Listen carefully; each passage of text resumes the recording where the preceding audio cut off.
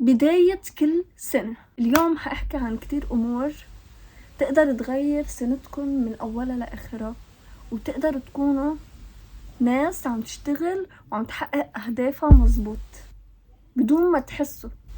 اشتقتولي ما هيك؟ بدون ما تحكوا أنا بعرف هيك. أنا فخورة فيكم. إذا حتسألوني ليش، لأنكم فتوا على الفيديو. في ناس منهم مدركين إنه الأيام عم بتفوتن، أو حتى إنه ما بيحاولوا رغم إنه شايفين حياتهم كيف.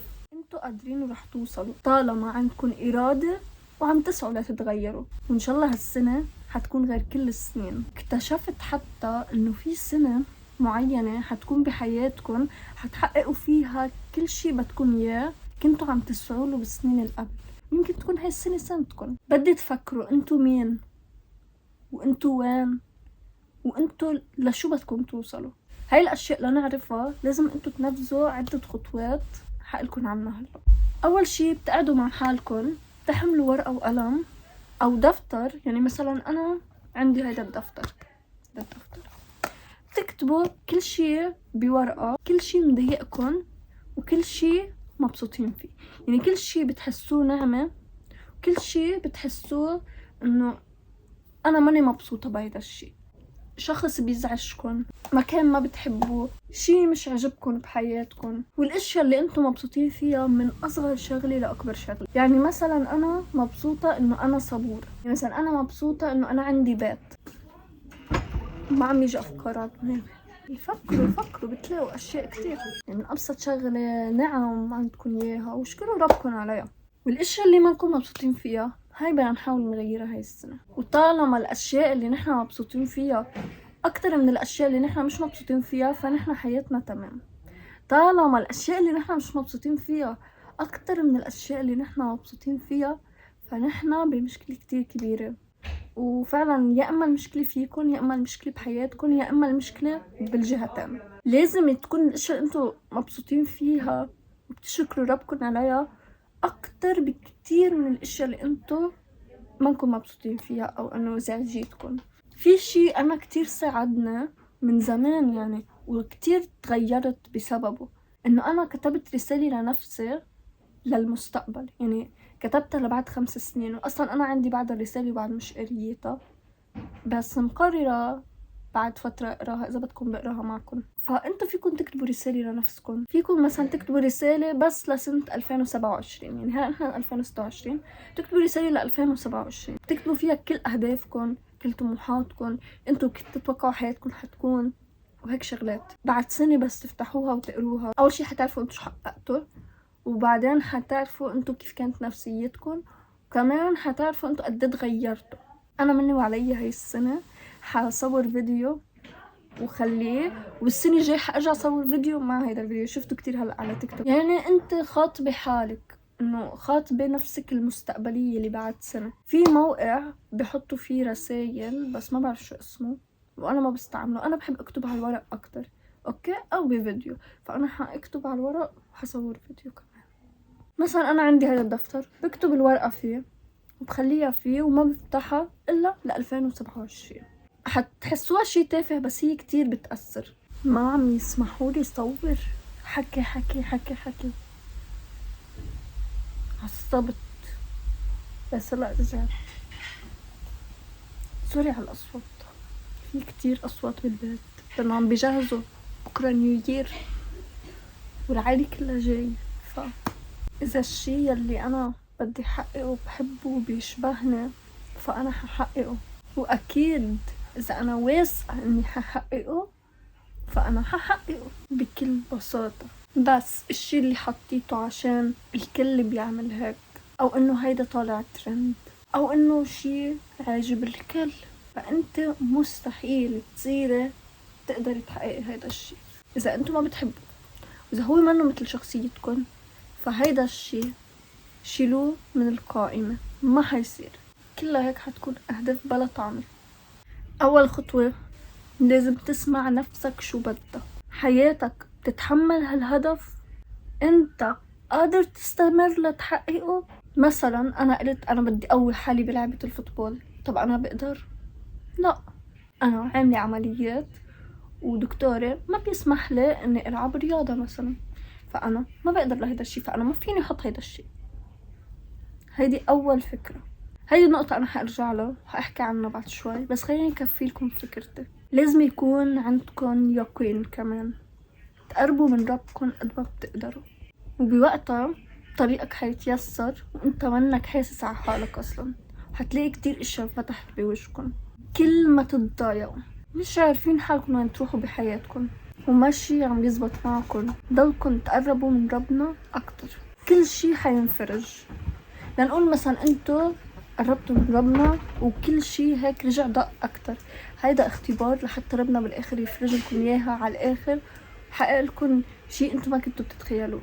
فخليكم قريبين منه وان شاء الله كل شي بيتيسر. الجأوا له على طول، لانه صراحه ما حدا حيفهمكم قده، وما حتقدروا تفضفضوا هاي الاشياء اللي بقلبكم غير إله بس. فربنا عطيكم فرصه باي وقت، فاستغلوا هيدا الوقت كله. حب اليوم بركنش تطلع بالفيديو مش بايدها يعني.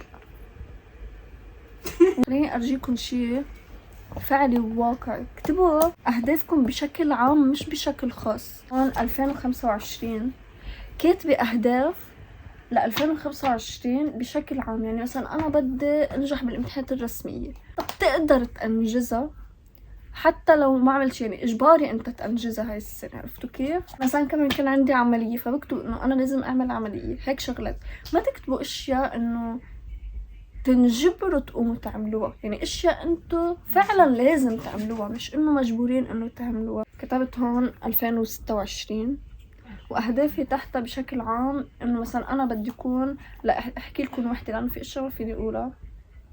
مثلا ابسط حالي بابسط التفصيل، واهتم بصحتي، واتوفق بدراستي وقراراتي. يعني هيك شغلات عامة. يعني انا ما بدي انه احط على حالي عبء كبير اني انا ما اقدر اعمله. برجع هون انا شو عاملة، شو بدكم هون اغاني وائل كفوري، بس بدي ارجيكم هون شو عاملة.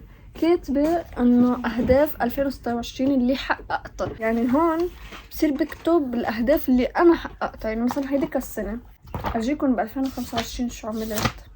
هاي اهدافي اللي انا حققتها. كل ما حقق هدف قوموا اكتبوا على الورقة.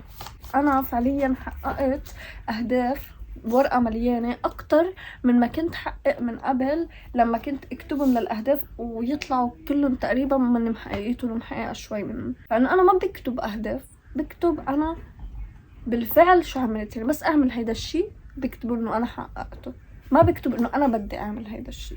بس برسالتي اللي بدي اكتبها لإلي للمستقبل بكتب فعلا انا شو بدي يكون السنة الجاي، شو بدي يكون عاملة. بس هيدي الرسالة ما بقى بشوفها.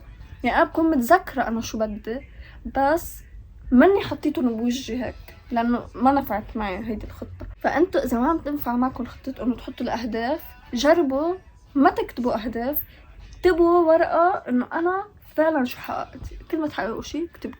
لإلكم كم شغلة حققتها. أول شي عملت عملية، وكمان اشتريت تليفون. كان بدي اشتري علم لبنان، اشتريته. هديت هدية لحدا، وتخرجت من الثانوية، وعملت كرياتين لشعري. سجلت بالجامعة، واحتفلت بعيد ميلادي. فتحت حسابات على السوشيال ميديا، واشتريت تاب. في أشياء ما فيني أقولها. تركت الجامعة ورجعت عملت عملية كمان. في كمان شغلتين تحت ما فيني أقولهم. بس هيك. المهم إنه حققت كتير أشياء انتوا يمكن بالنسبة لكم عادية، بس انا بحياتي ما كنت بتوقع اني اعملها. الحمد لله فعلا يعني كتير مبسوطة. هون كتبت قد جبت معدل، كتير مبسوطة فيه صراحة. جايز ليه ما بتعملوا جورنالينج؟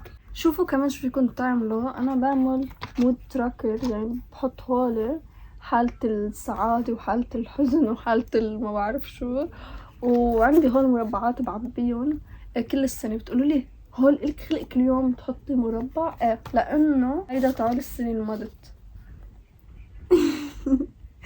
وكتير مبسوطة فيه، ما بعرف ليش صراحة. هون كتبت الاشياء اللي بحبها. هيك شغلات. يعني فيكم تعملوا دفتر هيك، وفيكم كمان تعملوا دفتر تاني يعتبر عبارة عن، كيف بدي اقولكم، انه كل يوم بتكتبوا شي صار معكم حلو بالنهار، او بتلخصوا نهاركم بشي 5 اسطر مثلا. انا عندي دفتر بس انه ما بلخص. انا يمكن بالنهار بكتب شي 4-5 صفحات، او انه المواقف اللي بدي اياها بكتبها، بس هلا حبطل، حصير اكتب، اعمل دفتر جديد اكتب كل يوم هيك شي صغير بيصير معي انا حبيته، فكرة هيك خاطرة عبالي عن الحياة، هيك شغلات يعني. بحب هيك قصص كتير صراحة. اذا انتم ما بتعملوا هيك صراحة راح عليكم كتير، ما بعرف ليش ما بتعملوا هيك. كتير حلو، بتفضوا كل طاقتكم اللي جواتكم بالورقة، اكتبوا كل الافكار اللي بتخطر عبالكم، مين مضايقكم مين مش مضايقكم، وضبوا الدفتر ما تخلوا حدا يدقره. اول شي اللي استنتجته من حكي انه لازم يكون عندكم دفتر تكتبوا فيه كل شي، يعني شخصيتكم انتو، كل شي عنكم، كل شي بدكم تعملوه، هيك قصص يعني. ما تكونوا كل شي حاطينه بدماغكم، كل شي حطوه على الورقة، هيدا شي كتير مهم. حطوا رسائل للمستقبل، ان كان لبعد 5 سنين، ان كان لبعد سنة، ان كان لبعد شهر، اكتبوا رسائل لإلكن، هيدا كتير بتفرق معكم صدقوني. اول شي لازم يكون عندكم ارادة، ثقة بالنفس، امنوا بحالكم، اكيد بتوصلوا، صدقوني اكيد بتوصلوا. اذا عندكم نقص بهول 3 شغلات اشتغلوا على حالكم اكتر، في كتير فيديوهات على يوتيوب فيكم تساعدوا حالكم فيها. واخر شي بيجي الانجاز الفعلي، يعني انتو الاشياء اللي حطيتوها لازم تنفذوها، الاشياء اللي انتو حابين تصير عندكم لازم تنفذوها. يعني اذا انتم ما اشتغلتوا على حالكم مين بده يشتغل؟ يعني ما حاتقدم بحياتي اذا انا ما اشتغلت، مش حيجي حدا يقدمني بحياتي. بعد حاحكي شوي كتير عشان هون في اشياء مهمة فعلا لازم احكيها. كيف تحطوا اهدافكم فعلا، تبعوا الطرق اللي قلتلكن عليها اذا بدكن، في كمان كتير طرق تانية. مثل اهم شي تطلعوا بالاشياء الصغيرة قبل الكبيرة، وتطلعوا بالاشياء اللي منيحة فيكن واللي مش منيحة فيكن. اوكي، الاشياء اللي منيحة فيكن كونوا مبسوطين فيها كتير، يعني الصفات، والصفات اللي ما بتحبوها بحالكن حاولوا غيروا فيها. يعني مثلا هاي السنة انا بدي غير بس هاي الصفة، ما تكبسوا على حالكم اشياء، عرفتوا كيف؟ يعني مثلا انا هلا كتير بستفز العالم وكتير مثلا صريحة، انا هيك كنت، فاستعملوا هاي السنة انه انا بدي اعمل بس شغلة وحدة، انا بدي بطل استفز العالم. اوكي، السنة اللي بعدها انا بدي بطل صير صريحة كتير. وهيك بتكونوا عم تشتغلوا على حالكم، ما بتكونوا لا مأخرين ولا انه كتير راكدين، رواق. المهم انه عم تعملوا شي، مش انه ما عم تعملوا شي، مش انه نتحرك شوي ونوقف، لا ولا نضل عم نتحرك بحياتنا، ما فينا نوقف ابدا. جماعة انتوا هلا قاعدين، في ناس سبقوكن، حاولوا تحققوا الاشياء يلي انتو فعلا بتحبوها، مثل كيف بدي اقولكن، اشياء اللي انتو بتحبوها. مثل مثلا انا بحب شروق الشمس، فهاي السنة انا بدي احضر شروق الشمس لو لمرة واحدة. يعني ما ضروري تكون اشياء كبيرة لحتى انتو تكونوا حققتوا اشياء بسنتكم، المهم اشياء بسيطة تعني لكم بس، ما ضروري تعني لأي حدا، اشياء يمكن ما حدا بيشوفها بس انتو بتشوفوها. المهم انتو تحسوا انه انتو عملتوا شي. حتى اللي بدي اوصلكم الفكرة انه انتو لازم تكتبوا الاشياء اللي انتو فعلا تعني لكم، انه حتى لو اشياء بسيطة. يعني مثلا انا هاي السنة ما استسلمت وكنت قوية، فانتوا اكتبوا انه انا هاي السنة ما استسلمت وكنت قوية، فانا انبسط بالاشياء الصغيرة قبل الكبيرة. الكبيرة العالم حتشوفها، الصغيرة انا حشوفها، فانا انا كمان بدي اشوف، من حقي اشوف، يعني انا من حقي اشوف انجازاتي الصغيرة معك. اذا انتوا ما كان عندكم انجازات صغيرة فلا شو عيشتكم. انا هاي السنة قدرت اني حافظ على صحتي، طب ما إذا انجاز كتير كبير. يعني انا رغم اني عملت عملية فانا ضليت قوية رجعت صحتي قوية، فهيدا انجاز كتير كبير. يمكن تحسوا هاي الاشياء بسيطة انه وشو يعني، بس لا، كتير صعب انكم تتخطوها، وانتوا قدرتوا تتخطوها. كل شي بيبسطكم لازم يكون ضمن اهدافكم عشان تضلكم مبسوطين وتستمروا بالشي اللي انتوا عم تعملوه. لازم هيك تخلطوا يعني بين الاشياء، الجولز، الاهداف، وبين الاشياء اللي انتوا بتحبوها. استوعبتوا انا شو عم بحكي ولا ما استوعبتوا؟ اذا ما استوعبتوا مشكلة يا جماعة، والله مشكلة ما بعرف اذا مني او منكم. يعني فرجوا حالكم انتوا شو عملتوا، اكتبوا انتوا شو عملتوا، وانكم ما نكونوا ضعاف وضلكم ذكروا حالكم بهالشي. ضلكن ذكروا حالكن بالمواقف الحلوة والمش حلوة اللي انتو كنتوا قدها. اكتبوا انا هيدي السنة حدا ضايقني وكيف اتصرفت معه مثلا. حلو، مثلا انا كنت عصب من قبل وهاي المرة ملكت اعصابي بهيدا الموقف الفلاني. هيدا انجاز. انتو يمكن ما عم بتشوفوا الانجازات الصغيرة لانه ما انكم معتبرينها انجازات، بس هي انجازات. بدي منكم كمان طلب. لو انتو عمركم شو ما كان، لنقول عمركم 20، تقدموا 10 سنين، يعني يصيروا 30 سنة. انتو شوفوا بعد 10 سنين بس يصيروا عمركم 30 كيف حتكون حياتكم. اكتبوا انتو كيف بدكم تكون حياتكم بالتفصيل. هيك انتو حتعرفوا لشو هدفكم الاصلي، يعني حتعرفوا انتو فعلا شو بدكم بالحياة، شو بدكم تكونوا، شو بدكم تصيروا. هي ذاتها بس فزلكة وفلسفة هاي. وهيك انتو حتسعوا لهيدا الشي بكل طاقتكم انكم تكونوا بالاخر. يعني انتو ما حتحلموا تكونوا شي بعد 10 سنين، وانتو ما حتكونوا لانه انتو بدكم هيك، صح؟ وبكرة بعد 10 سنين اذا قدرتوا ترجعوا للشي اللي انتو كاتبينه حتنصدموا انه هو يمكن نفس الشي او حتى احسن بكتير من ما انتو توقعتوا. صدقوني ربنا رسم لنا كتير اشياء حلوة. هلا ما بعرف، ممكن انت تكون حظك سيء وتكون مستقبلك منه منيح كتير يعني، بس انا اللي بقوله واللي شايفيته اللي بيطمح لشي بالاخر فعلا بيوصل له اذا كان واثق من نفسه وواثق من ربنا وعم يشتغل على حاله. هاي اهم شيء. خليني هلا احكي لكم شيء كتير مهم حيغير مجرى كل شيء حكيته. يعني حفهمكم الملخص. اهدافك، احلامك، طموحاتك، خلي كل شيء واقعي ومفصل. هلا الحلم هو بيقولوا له حلم لانه مثلا هن بيكونوا مفكرين انه هو ما ممكن يتحقق هذا الشيء، بس انا عم بحكي عن الاهداف والطموحات وهاي الشغلات. هلا ما بحب الواحد يحط براسه انه في شيء اسمه حلم. بس مثلا انت لنقول قدرتك الماديه منا منيحه او هاي شغلات، مثلا انا بدي اشتري فيراري وقدرتي الماديه منا منيحه، فهيدا بيكون مش حلم، هو حلم بس ممكن يتحقق. فهيدا الشيء اتركوه على جنب. فيكم تعملوا ورقه تحطوا كل احلام اللي انتم بدكم اياها وان شاء الله ربنا بيحقق لكم اياها. يعني شيء عن جد اكتبوا لو اشياء تعجيزيه، اكتبوا بكره بتشوفوا انتم عن جد حققتوه او لا. عم فكر اكتبها هاي الورقه، شجعتوني. مثل ما قلنا خلي كل شيء واقعي ومفصل، يعني في تفاصيل وشيء واقعي. كيف؟ طب ما فهمنا. انا مثلا بالشهر بدي اقرا كتاب في 600 صفحه، انا هيك بدي. بيجي بتطلع طب باليوم كم صفحة لازم اقرا لحتى بالشهر ال 30 يوم كون قارية 600 صفحة. فكروا انا طيب باليوم بقدر عندي وقت او انه بقدر يعني اقرا 20 صفحة بالنهار؟ طب اعوذ بالله، يعني شو خلص شوي وبوقف اذا هيك شو 20 صفحة. فهون لازم نفكر بمنطقية اكتر. طب انا كم صفحة بقدر اقرا بالنهار وما اطش؟ بتوقع شي 5 او اقل، حتى ممكن اكتر، بس انه شي تقريبي 5. بس 20 لا مستحيل كنت اقدر. بس المنطقي عندي 5 صفحات ممكن ليش لا. بوقتها يعني بالشهر تقريبا بخلص شي 150 صفحة تقريبا. فهيدي المسألة كلها تاخد معي 4 شهور بدل الشهر.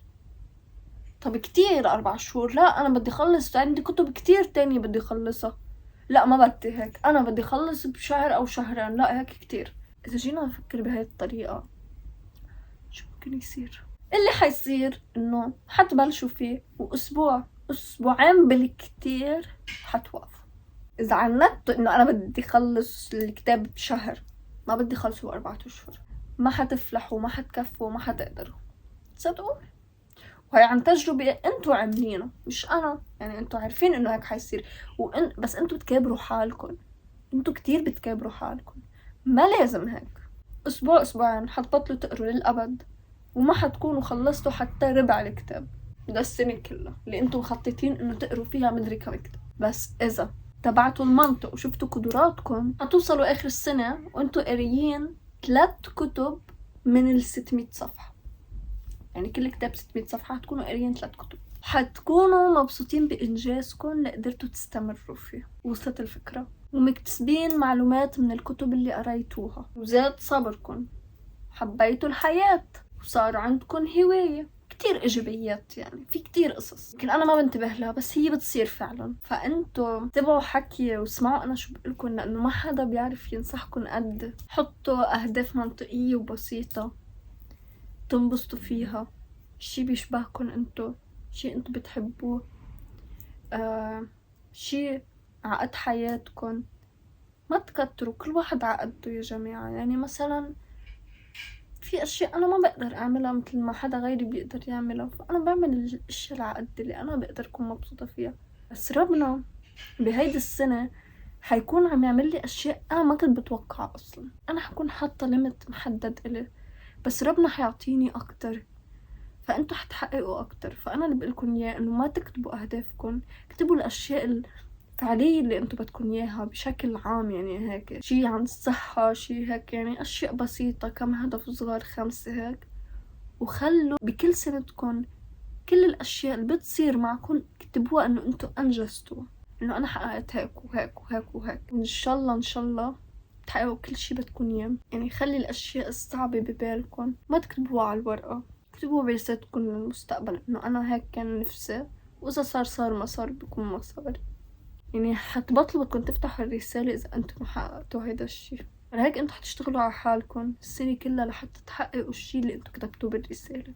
الشي هيدا بيصير لا واعي، يعني ما بتكونوا واعيين لتصرفاتكم، بس انتوا فعلا حتسعوا عشان يتحقق الشي اللي انكتب برسالتكم. انا هلا ما بدي افتح رسالتي الا لبلش جامعة وشوف شو كنت كاتبة أنا وصغيرة، شو كنت بطمح كون بالعشرينات. كتير مبسوطة بالشي اللي أنا عملته.